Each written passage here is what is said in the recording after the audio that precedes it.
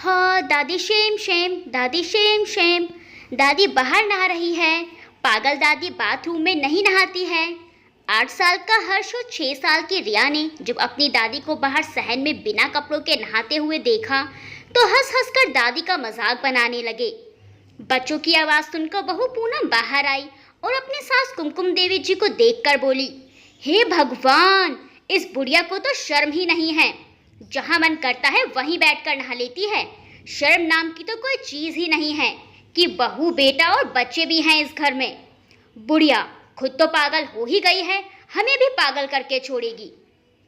चलो बच्चों, तुम अंदर कमरे में चलो। बुढ़िया को कोई भरोसा नहीं, कहीं तुम्हें भी कोई नुकसान ना पहुंचा दे। दोनों बच्चों का हाथ पकड़कर पूनम बच्चों को अंदर ले जाती है। कुमकुम देवी जी भी बिना कुछ कहे अपने कपड़े उठाकर अपने कमरे में चली जाती हैं। अगले दिन सुबह में जब कुमकुम जी की पड़ोसन शीला जी सोकर उठी और बाहर सहन में आई तो कुमकुम जी को देखकर चौंक गई। वह देखती है कि कुमकुम जी सहन में बंधे उनके पैट डॉग टाइगर की थाली से खाना उठाकर खा रही थी। अरे अरे कुमकुम बहन, ये क्या कर रही हो तुम? यह तो टाइगर का खाना है, तुम इसे मत खाओ। चलो मेरे साथ अंदर चलो, मैं तुम्हें नाश्ता बनाकर दूंगी। शीला जी कुमकुम जी का हाथ पकड़ अपने साथ अंदर ले जाती हैं और उनके लिए गर्मा गर्म चाय और पराठे बनाती हैं और बड़े प्यार से उनको खिलाती हैं और खुद भी खाती हैं। कुमकुम जी ऐसे खाती हैं जैसे कई दिन से भूखी हों। शीला जी उन्हें ऐसे खाते देखती हैं तो मन ही मन बोलती हैं, हे भगवान, मेरी तुझसे विनती है कि ऐसे बेटे बहू किसी दुश्मन को भी ना दे। शीला जी कुमकुम जी को नाश्ता कराकर उनको उनके घर छोड़ आती हैं और उनकी बहू पूनम को उनका ख्याल रखने के लिए बोलती हैं।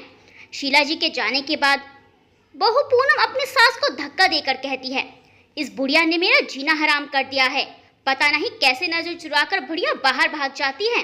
पड़ोसियों के सामने भी मेरी बेइज्जती करवाती है। पागल बुढ़िया कहीं की। कुमकुम जी तो बेचारी कुछ नहीं कहती थी, वह तो अपनी सुध बुध हार चुकी थी।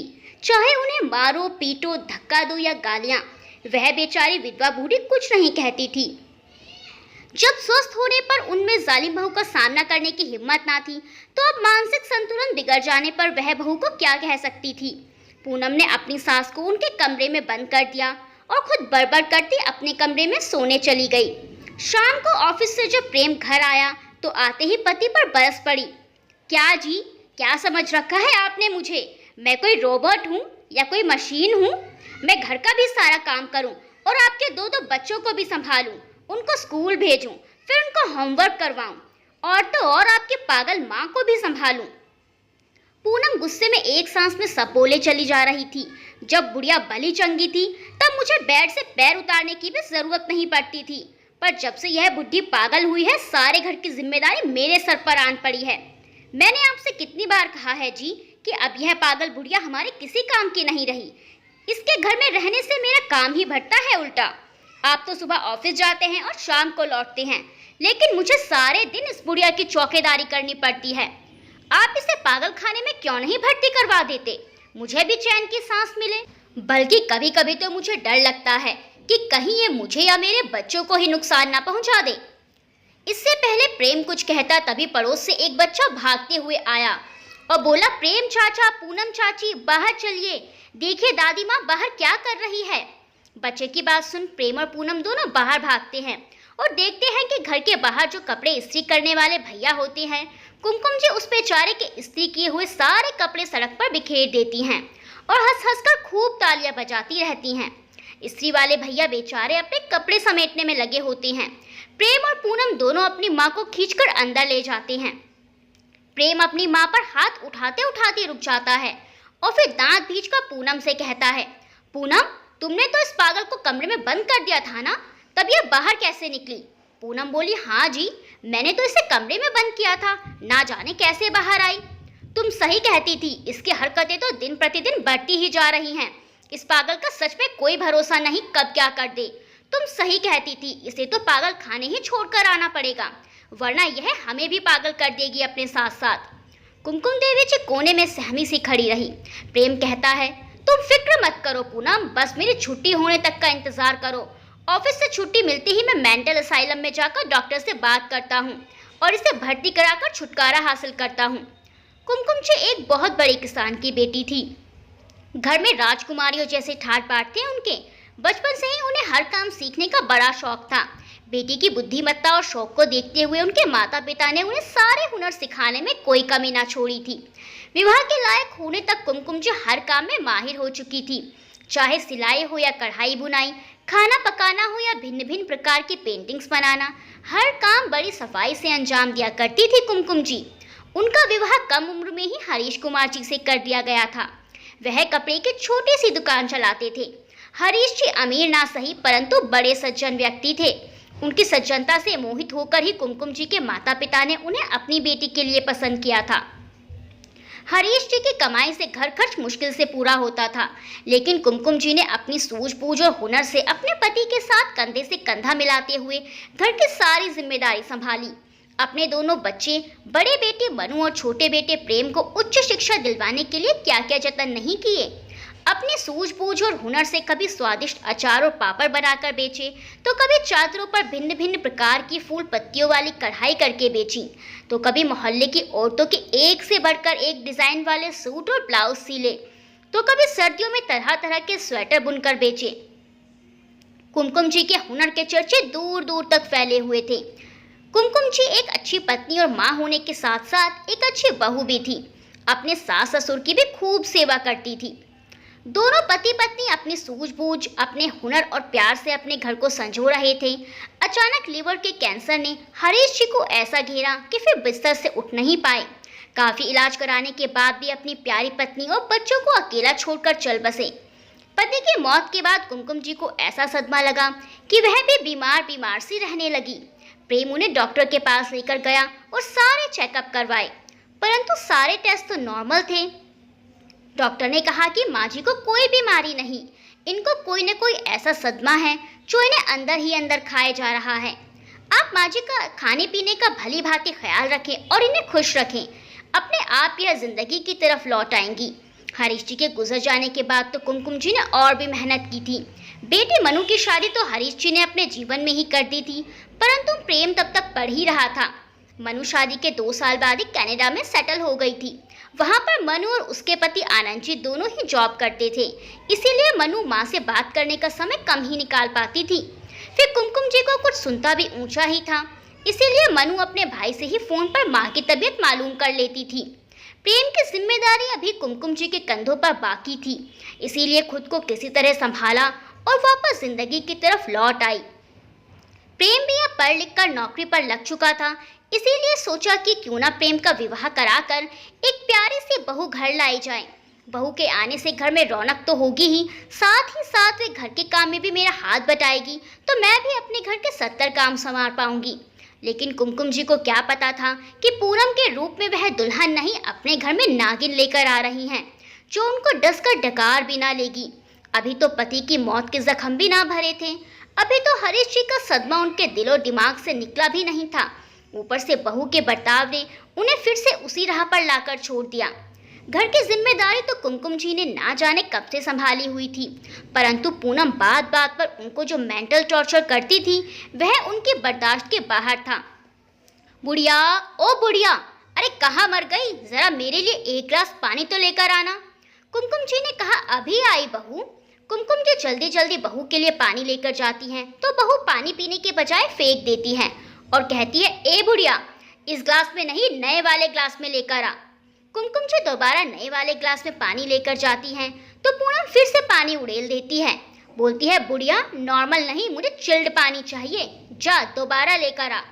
कुमकुम जी बहू के कहे मुताबिक फिर एक ग्लास पानी लेकर आती हैं, तो इस बार बहू पानी का ग्लास कुमकुम जी के मुंह पर ही दे मारती है और गुस्से में चिल्लाते हुए कहती है कि ओ बुड्ढी, पूरा ग्लास नहीं बोला था, सिर्फ आधा ग्लास ही बोला था। इस तरह का बर्ताव किया करती थी पूनम कुमकुम जी के साथ। एक बार कुमकुम जी सोकर उठी और अपना सुंदर चेहरा आईने में देखा तो चिल्ला उठी। पूनम ने उनके लंबे घने बाल काट डाले थे। कुमकुम जी रोते रोते हलकान हो गई। हे भगवान, मेरे इतने लंबे काले काले घने बाल काट डाले। रोते रोते उन्हें अपने लहराते बाल याद आ रहे थे। इसी तरह पूनम ने कई बार अपनी सास की नई नई साड़ियाँ भी कैंची से कुतर डाली थी। तब भी कुमकुम जी बहुत रोई थी।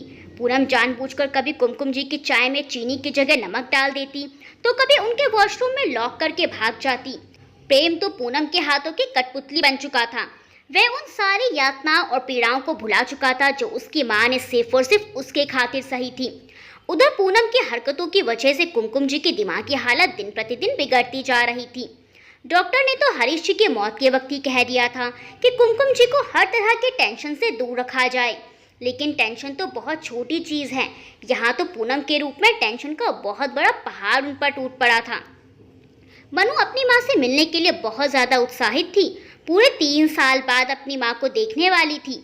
उसने इंडिया आने के लिए काफ़ी दिन पहले से ही तैयारियां शुरू कर दी थी। अपनी माँ के लिए अनेक उपहार खरीदकर जब भी वक्त मिलता उनके पैकिंग में लग जाती थी। ओ अरे अरे, यह तो मैं भूल ही जाती।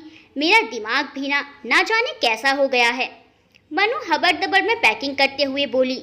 हाँ मनु, तुम्हारा दिमाग अब पहले वाला नहीं रहा जो एक बार में ही सब याद रह जाता था। देखो, तुमने यह भी नहीं रखा, मैं लाया हूँ। मनु के पति आनंद ने उसे ड्राई फ्रूट्स के पैकेट पकड़ाते हुए कहा। हाँ मम्मी, देखो यह भी रह गया। मनु के बेटे यश ने अपनी नानी की रिंग देते हुए कहा। अरे हाँ हाँ, ये तो भूल ही गई थी। अच्छा सुनो जी, हमारे सब पैकिंग रेडी है। आप फिर भी एक बार घर में नज़र मार लेना, कुछ रहा तो नहीं। ठीक है मनु, मैं देख लूँगा। इस तरह उनके यहाँ इंडिया आने की पूरी तैयारी जोर शोर से चल रही थी। फिर अगले दिन वे इंडिया एयरपोर्ट पर पहुँच जाते हैं। अपनी धरती पर पैर रखते ही दिल बाग बाग हो रहा था। अपनी आंखों से पूरे 3 साल बाद अपना वतन देख रहे थे तो खुशी का ठिकाना ही नहीं था। एयरपोर्ट से घर आने तक मनु को सफ़र के दौरान एक औरत और मिल गई थी, जिसे मनु ने सारी बातें बताई थी कि वो 3 साल बाद इंडिया अपने देश, अपने घर वापस आ रही है और अपनी माँ की सारी बातें, सारे हुनर बता डाले।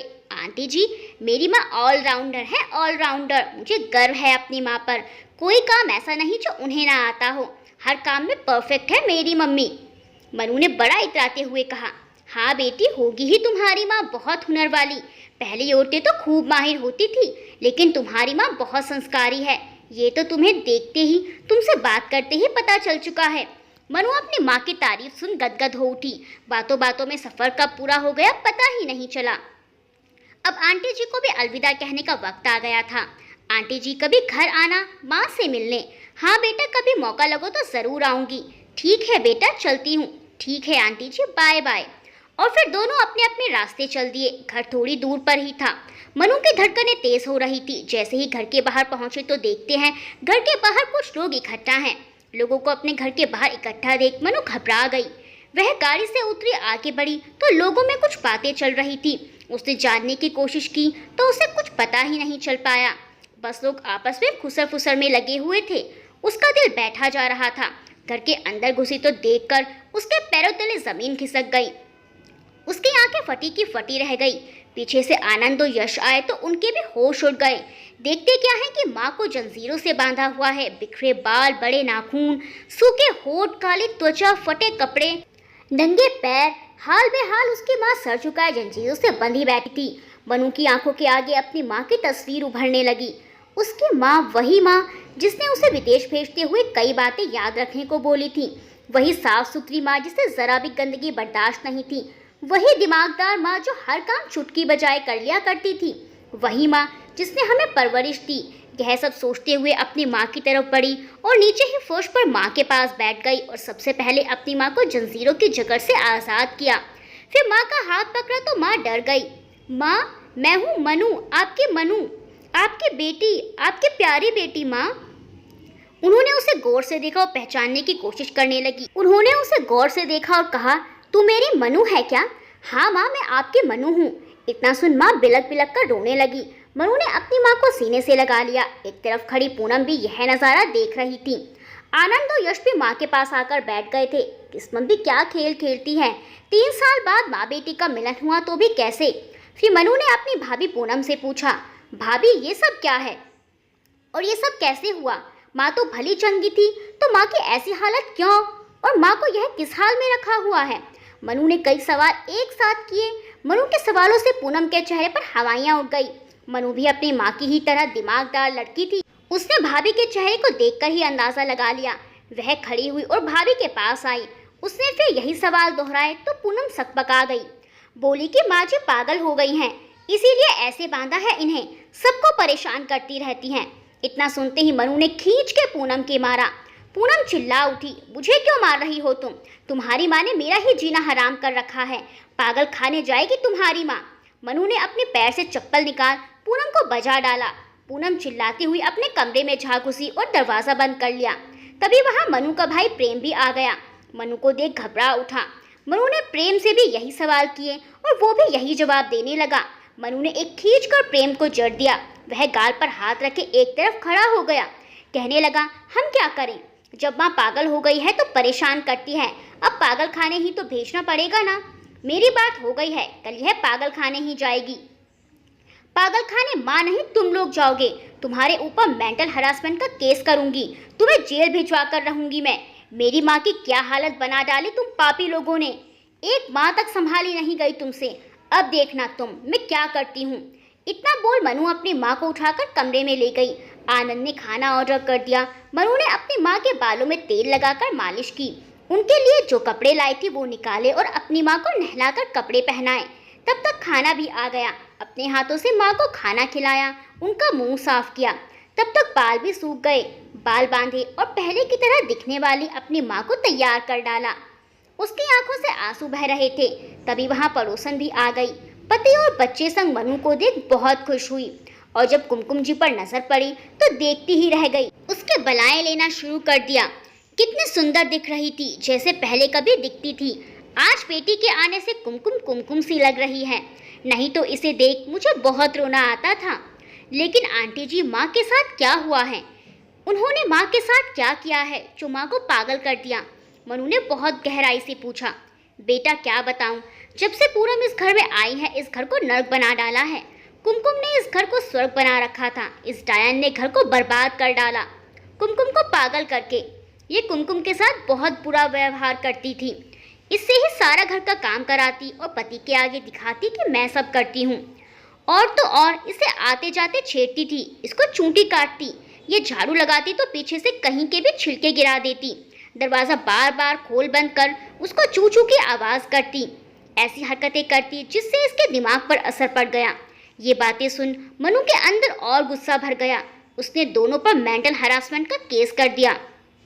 दोनों भाई भाभी ने माफ़ी भी मांगी, लेकिन मनु ने माफ़ नहीं किया और उन्हें अपने किए का परिणाम भुगतना पड़ा। मनु अपनी माँ को अपने साथ विदेश ले गई और वहाँ अच्छे मेंटल हॉस्पिटल में उनका इलाज कराया, जिससे दिन प्रतिदिन उनकी सेहत में काफ़ी सुधार आने लगा। वे अपने पुराने जीवन की ओर लौटने लगी और एक दिन बिल्कुल सही पहले की तरह भली चंगी हो गई। मनु अपनी माँ की सेवा में कोई कमी नहीं करती थी और आनंद और यश भी उनकी सेवा में आगे पीछे रहते थे। उनके प्यार, देखभाल, मान सम्मान से कुमकुम देवी जी जल्दी ही ठीक हो गई और बेटी, दामाद और नाती के साथ सुखमय जीवन का आनंद लेने लगी। दोस्तों, इस कहानी के बारे में आपकी जो राय है कमेंट सेक्शन में ज़रूर बताएं। वीडियो को लाइक करना बिल्कुल ना भूलें। मिलते हैं नेक्स्ट वीडियो में एक अच्छी सी कहानी के साथ।